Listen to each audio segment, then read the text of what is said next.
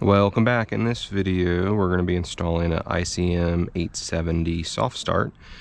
They have three versions of this. There's a 9 amp, a 16 amp, and a 32 amp. Essentially that's going to be your rated run amps on the equipment. So usually like a 9 amp would be 1.5 ton or smaller, maybe for like an RV or a very small home. The 16 amp is going to be for your typical 2 to 3 tons. And then your 4 and 5 ton are probably going to be the 32 amp version. To find out which one you're going to need, you'll have to go to your outdoor unit and find your data plate, usually located on the side somewhere. And on mine, our compressor runs at a max of 11.7. And the whole point of this soft start is to reduce the lock rotor amps. So it's 61.6 amps. This is what it pulls on peak startup, just for a split second.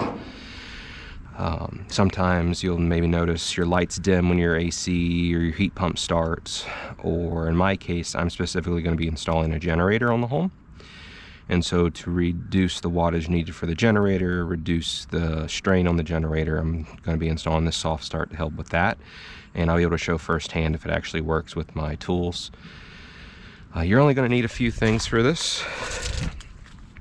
So it is recommended to definitely have an amp clamp meter, or if anything, just a voltmeter. If it's missing the top, that's okay. It's just to check voltage to make sure you're not going to have any live voltage or shock yourself. If you don't have a multimeter, you can get just one of the voltage tester pins. It'll just tell you if there's power or not, but it doesn't tell you what the voltage is. You'll definitely just need a standard drill of any sorts, standard screwdriver, and then wire strippers and crimpers. So you can get a 2-in-1. I just have 2 separate ones, and then just a few zip ties just to maybe secure the wiring up. So this is our product that we're installing today. So my system pulls around 11 amps, so I got the 16 amp max version. I haven't opened it yet, but we'll just kind of do a flip over on the box. So essentially it's just to reduce the inrush and the current draw necessary for startup. They claim up to 70%, but we can test that with my meter to see what it is. And it's just to help the equipment prolong the compressor life, and it has a built-in delay in case there is any voltage surges. And this specific one is water resistant, so if you don't have room in your electrical cabinet, in your AC or your heat pump, it can be mounted outside, maybe under the cabinet. Alright, so let's open it up and see what we get inside. Let's see how everything looks. So it comes with a few wire connectors and actually a few zip ties and even a little grommet if you don't have the extra hole already in the electrical panel box, if you need to run it from the outside in, and a few screws. And that's just our install manual. Yeah, so this is a pretty big unit, so it's definitely not fit inside all equipment. So we have 4 wires, a black and a red, a blue and a brown. So essentially we're going to be connecting to your contactor and the capacitor that you have on the equipment.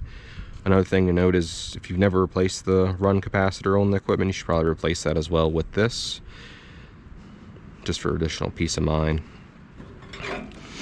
And we can see right here it's rated up to 16 when my system's around 11, and then mine peak amps is 61, and this one's rated for 84. So we're well within range for the one we chose.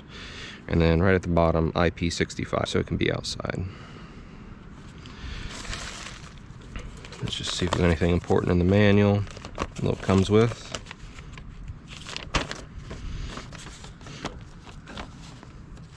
So it's just going to give your wiring diagram. Front page, just giving you all the specs. So let's start off by seeing what my unit pulls on startup, but just to kind of show you before and after, so we can actually see exactly how much it's affecting and see if it claims up to its 70%, it says. Okay, so I'm just showing you for testing purposes, but essentially your next step would just be go to your thermostat, shut the system off, go to your breaker panel, and turn the power off on your 2 breakers you most likely have, or potentially 3 if it's a heat pump air handler. And then, or you can pull the disconnect. There should always be a disconnect relatively close to the equipment. Mine's basically labels on and off, so if you pulled it and flipped it, it would be in the off position, or you just pull it out. then there's no power going to the equipment supposedly. But sometimes it's not always wired properly, or if you don't know which breaker you have, that's why it's good to have the multimeter or one of the test pins, and I'll just show you how those work in a moment. Let's open this up so we can see a before and after. Alright, so I can already tell that I'm not going to have room to mount this inside my cabinet because I have a heat pump, so I have an additional control board in here. Some of the standard equipment for straight ACs won't have a control board, so there might have been enough room in here if it was a standard AC. Also, if your system's inverter driven or it's an 18 to 20 SEER system and kind of like that, this might not work if it doesn't have a run capacitor. This is what your run capacitor looks like, and we'll be testing that as well just to make sure it's still in range. Alright, so my specific amp clamp multimeter, it tests in rush, so I'm able to check actually what my startup amperage is, and if that's something you want to do and you have a compatible equipment, you're just going to pull up your schematic and you're looking for your compressor. So we have R is for run, S is for start, and C is our common, and then they all trace to either capacitor or the contactor. So we're going to find our black wire coming off the compressor. For my case, yours could be a different color for common, so it's just going to the contactor. Your contactor may look a little different than mine. I have a different branded contactor. This is what a standard one looks like, or sometimes you'll have the little cover plate on it like this. Let's see what we got. This is going out to the compressor, so we're going to set that right there. All right, we got it set to inrush, and I have the Wi-Fi app for my thermostat, so turn it back to heat, submit.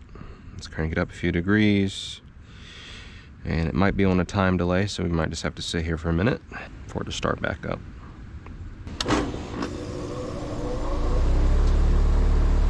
There we go. So 63 amps on startup. So this is where you'll get that surge, or maybe your lights dim for a quick moment, or for my case, for my generator, it'll pull almost 14,000 watts, and that's what my generator's peaked wattage is, which would mean when the AC or the heat pump starts up, I wouldn't be able to run anything else at the same time. So let's see if this ICM870 soft start actually helps out. So we'll just want to remember this number, 63 amps. All right, so now we're gonna want to go to thermostat, kill the power, turn the disconnect off, turn the breaker off. Just make sure everything's turned off power-wise before we get started messing with all this electrical. All right, so everybody's thermostat's different, but you're just gonna want to go to system or mode, and you're gonna set it to off. That just make sure there's no low voltage power or any signal out there trying to turn the system on. And then you either need to pull power at the disconnect, or you need to locate your breaker panel, usually in like a utility room or a garage, or even a basement if you have that. All right, so mine's labeled here for the outdoor unit and then the indoor unit. All right, now that your power's off, that's where you should have a multimeter. You can get the cheapest one at Harbor Freight, Walmart, just to try and test voltage. Or you can get a nice one that does the amp clamp, and you can actually do the comparison for yourself. But this video is to help show you that see if it does work or not. And so this is the voltage tester. You just set it to the wiring. You can see it's not beeping or anything, so that would mean the power is off. Or you can use your meter and just go to your contactor, and right here it's showing 0. And if you had this style contactor, it'd be one of the terminals, so left and right it'd be 0, or top and bottom depending which location it's installed in. But just check both of them. Orientation it's installed. Alright, well, let's see about fitment. So obviously this guy's pretty big, so I definitely don't have room inside my cabinet, so I plan on mounting it right down here. But before you just screw into anything, you want to just take a peek down and see. And in my case, there's nothing behind here, so there's no copper lines that I see where I'm going to mount it, because you don't want to screw straight into your refrigerant piping. Alright, so since I have to mount mine outside, I just need to drill a hole that will fit the little adapter it comes with. So if you are mounting inside, don't worry about this step. Alright, so if you do drill a hole, it would just have to be a 7/8 bit, so I just used a step-up bit. And you just pick a good location. I just kind of picked in the middle of the cabinet in the bottom. So there's that. And then now we want to see where we're going to mount this guy up. Mount it right here on the bottom, and then run the wire right up into the through the sleeve. So we'll come back in just a second. Alright, now that I got everything mounted up and got the wiring secured, I went ahead and put a few connectors on. I just kind of pulled it up because it came with a lot of whip. So just pulled it up about 10 inches to give me enough room. So the red and blue are going to go to my capacitor. So that takes a spade terminal. So I just put 2 of the females there. On my run wiring, I put a female on there as well, because the brown is going to actually plug directly into this red wire for mine, for the run wire winding. And then I'm just going to go ahead and put a female spade terminal on the black wire that goes to the contactor. Alright, so let's get those crimped on. Alright, so we're going to put the female one, for my case, on the black wire. That's going to go back to the contactor.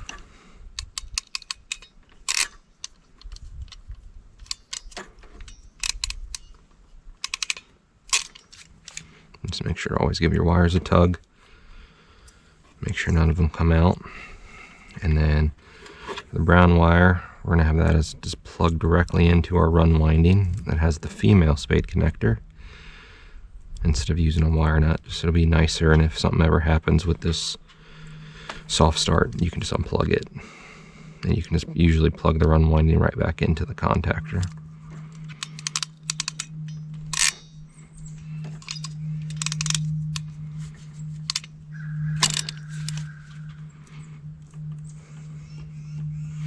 Alright, so now we're just going to follow our diagram right here. Alright, we can also look at the wiring diagram. So Train has a little bit different than a standard equipment layout of different brands like Carrier. So really all it is there's 2 terminals on your contactor. Usually one's just a straight bar straight through. The other one's usually a contact. So whatever side your run winding wire was on, you put the black wire on the opposite side. So same thing is shown here. Alright, so our brown's going to go to our run winding. I'll put a little bit of electrical tape on this as well after. Our black is going to go to the contactor. So my run winding came off the straight bar on my contactor, how it connects here to here. There's no contact to stop it, so it's always getting power on each end. And then our black wire from the ICM870 is going to go on the opposite side. So this side will only get power when the unit comes on.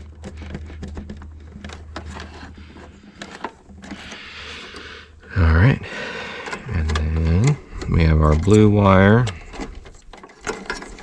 That's going to go to Herm.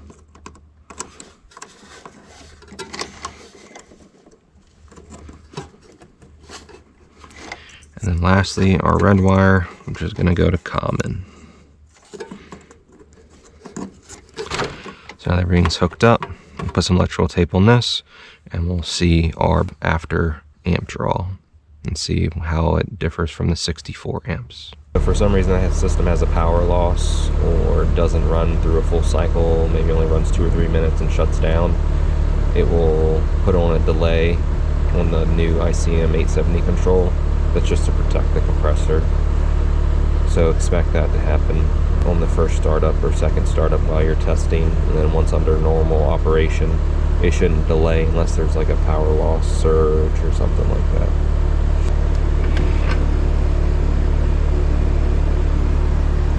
Alright. Got 27.2. So let's calculate that.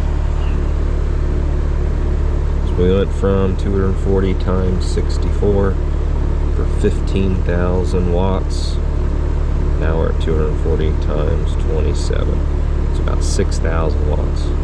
That's a 9,000 watt decrease. Going to be able to run even a smaller generator if needed, and or you don't have to worry about shutting off your other equipment like your fridge or some lightings and stuff when you're trying to run it under a generator. And let's try one more time to make sure this is pretty consistent, and then I'll also show you how to test the capacitor. Alright, so I just cycled the thermostat off and on, and now we just have the delay on the ICM870.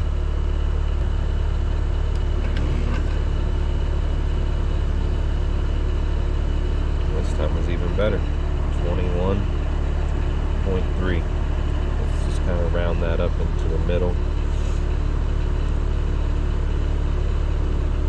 So that puts us about 24 on average.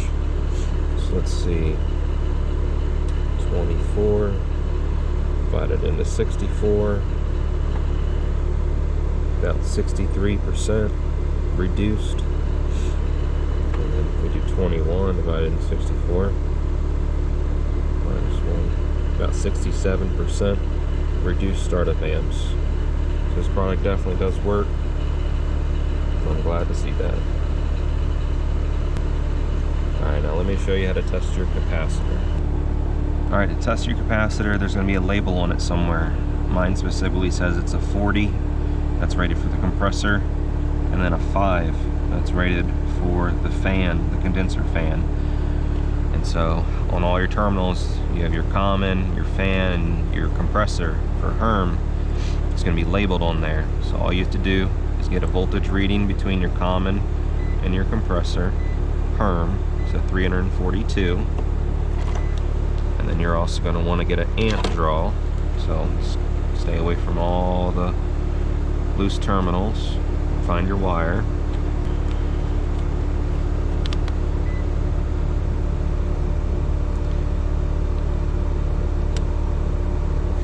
.2. So now we're going to do a quick math equation. So pull up your calculator.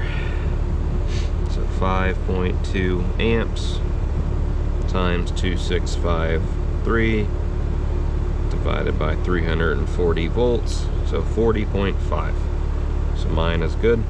And you'll do the same exact thing to check the fan side. So you'll amp draw the fan wire. In my case, it would be this brown wire. This other brown wire, 0.64, 0.65. We need to check voltage, 355. Get our calculator out. 0.65 times 355. So 0.65 times 2653 divided by 355 volts, it's 4.85. And mine's rated for 5, so within tolerance. Alright, well, hope this helps. Thanks for watching, and keep an eye out for my next video I'll have coming out. It'll be installing a generator interlock on your main breaker panel so you can run a portable generator to your home safely and legally.